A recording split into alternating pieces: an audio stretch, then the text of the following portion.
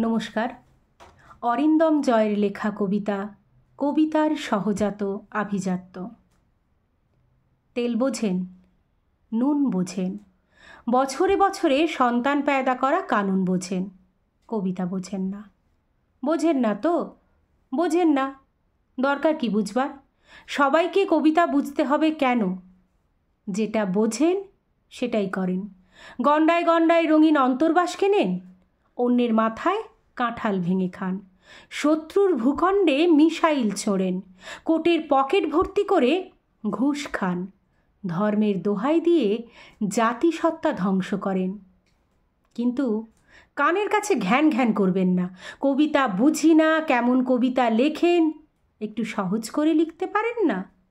শুনুন মান্যবর, অন্যের জমি নিজের নামে জাল দলিল করার চেয়ে কবিতা অনেক সহজ।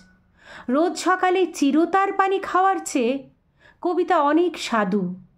কিন্তু একথা আপনাকে বলে কী লাভ? শত চেষ্টাতেও আপনি কবিতা বুঝবেন না, কারণ আপনি কবিতার মানুষ না। আপনি এত বেশি তথাকথিত, এত বেশি বৈষয়িক যে কবিতা আপনার কাছে কখনোই বোধগম্য হয়ে ধরা দেবে না। এটুকু কবিতা সহজাত আভিজাত্য।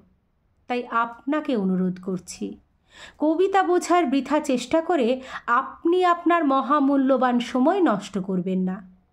তার চেয়ে বরং জাহাজ থেকে আদা কিনে লোকাল বাসে ফেরি করুন, বেশ লাভবান হবেন।